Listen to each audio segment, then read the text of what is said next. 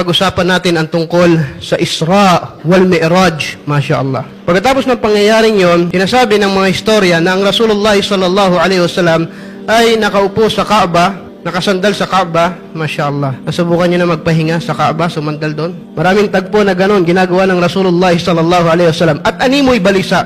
Bakit?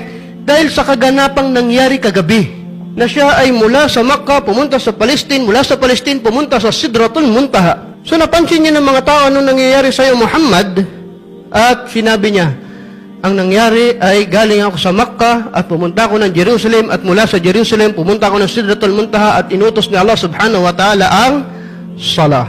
At ang ginawa ng mga Quraysh, ng mga kuffar, ng mga mushrik, nang marinig nila ito, tingnan nyo, natatawa sila at ininsulto nila ang Rasulullah sallallahu alaihi wasallam. Di ba ang una, pinagbabawalan nila yung mga tao makinig sa propeta sallallahu alaihi wasallam. Pero nang marinig nila ito, nag-announce sila, makinig kayo kay Muhammad. Galing daw siya kagabi sa langit, pumunta siya ng Palestine, pumunta siya ng Jerusalem, pumunta siya, makinig kayo. Talagang totoo, tama yung aming mga sinasabi sa inyo na siya ay siraulo.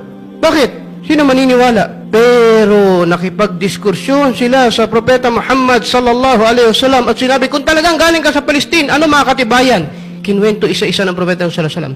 Pagpasok mo sa bayan, may makikita kang ganito. Ang bilang ng bintana ay ganito, ang pinto ay ganito. Lahat tugma. Sa mga galing nandoon ay naniniwala sila na yan nga ang makikita doon. At sinabi pa ng propeta sallallahu alaihi wasallam, may karaban kayo na pagdating ng gantong araw, 3 araw, siya ay darating na sa ganitong pasukan ng Makkah. Ang kulay ng kamelyo ay ganito. Ibig sabihin, nagbigay siya ng mga palatandaan at lahat yon ay tumugma at napatunayan nila na hindi nagsisinungaling ang Rasulullah sallallahu alaihi wasallam. Pero isa sa mga sahaba, Abu Bakar Siddiq radhiyallahu anhu, sabi niya, yan ay madaling paniwalaan. Dahil tayo nga ay naniniwala na dumadating sa kanya si Jibril alayhi salam, nagbibigay ng revelasyon, ano yan, napakadali niyan para sa akin paniwalaan. So subhanallah, kaya si Abu Bakar Siddiq radhiyallahu anhu ay binansagan sa pagkakataon na ito na As-Siddiq. Siya yung pinaka mabilis maniwala o manampalataya sa Rasulullah sallallahu alaihi wasallam. Ngayon, marahil maglilipat tayo ng isang pahina sa talambuhay ng Rasulullah sallallahu alaihi wasallam sapagkat may nagbago. Pagkatapos ng pagkamatay ni Abu Talib, politically, ang mga Muslim ay naging mas mabigat ang kanilang pamumuhay sa Makkah. Hindi tumigil ang mga Quraysh sa pag-aapi, sa panggigipit, at umaabot na sa pisikal ang kanilang ginagawang panggigipit sa mga Muslim. Ang propeta Muhammad sallallahu alaihi wasallam ay nagnanais na magkaroon ng ibang lugar na kung saan dadalhin niya yung mga Muslim doon at ang kanyang sarili. Ngayon sa Makkah, meron silang idinadaos na mga kapistahan. Na sa mga kapistahan na yon, doon nagdadawa ang propeta Muhammad sallallahu alaihi wasallam. At ang pinakamalaking kapistahan ay ang kapistahan ng Hajj, Mausimul Hajj, na kung saan dumadagsa talaga yung mga tao doon. Pag dumadating yung kapistahan na yon, ang propeta Muhammad sallallahu alaihi wasallam, tingnan nyo, sinasamantala niya yung pagkakataon makapagdawa. Kasi iba-ibang tao pumapasok sa Makkah. Ang ginagawa niya sa gabi, pinupuntahan niya sa mga tent. Kahit ngayon, kung makikita nyo, ang Mina ay tent capital ng buong mundo. Doon pa rin sila nag-i-stay. Siyempre, wala pang hotel noon. Papasok sila sa Makkah. Ano ba ginagawa nila sa mga kapistahan na ito? Doon sila nagpapagalingan ng poetry, shi'r, ng tula. Doon sila nakikipagkalakalan. At yung pagtitipon ng mga kupar na umiinom ng alak o nagdiriwang, dyan nila ginagawa.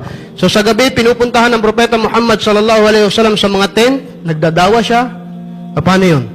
Pupuntahan niya doon, kakatukin niya, ako si Muhammad, sugo ni Allah, humihingi ako ng konting oras nyo, papaliwanagan niya. Sa umaga, naglalampay siya sa palengke at kinakausap niya yung mga tao. Sinasabi niya, Ya ayyuhan nas, qulu la ilaha illallah tuflihu. Katulad ng sabi natin ng una, nandun yung mga galing sa labas ng Makkah at nagsasalita ang Rasulullah sallallahu alaihi wasallam, sinasabi niya, o sangkatauhan, sabihin nyo, ika, walang ibang Diyos na dapat sambahin maliban si Allah. Kayo ay magtatagumpay. Pag nagsimula na siya magsalita, si Abu Jahal pupunta sa likod niya at sasabihin, huwag kayong maniwala, siraulo to, siraulo to. Pero kung titingnan mo sa picture, kung sino yung mas mukhang siraulo, mas lalabas siya yung mas mukhang siraulo dahil para siyang bata na, teka, wag, para siyang gumaganon sa likod na, siraulo to. Samantalang ang Rasulullah sallallahu alaihi wasallam nagsasabi, sabihin nyo, La ilaha illallah, tuflihu, kayo ay magtatagumpay.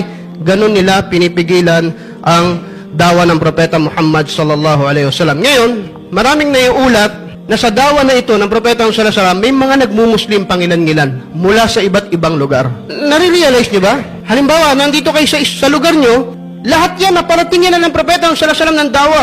Pag may pumasok mula sa labas, sa Makkah, hindi niya sasayangin yung pagkakataon at dadawahan niya. Wallahi, sana ganun tayo. Basta may nakita kang bagong muka, dadawahan ko to. At hindi mo palalagpasin. Ngayon, may mga nagmuslim at merong mga hindi nagmuslim. Merong mga dumating isang beses mula sa Yatrib, at ang Yatrib ay ang pangalan ng Madina bago pa ang Hijrah. Merong dumating dyan at importanteng banggitin natin ang pangalan nila. Kasi sa Yatrib ay ang kondisyon nila doon sa Madina bago mag-Hijrah, tandaan nyo papunta tayo ngayon sa Hijrah. Pag hindi mo tinalakay ang Hijrah, hindi mo na pag-aralan ng sirah. Ang talambuhay ng Rasulullah sallallahu alaihi wasallam. Kaya kailangan natin ng magandang mindsetting para maunawaan natin ang Hijrah. Please, samahan niyo ako para maintindihan natin to.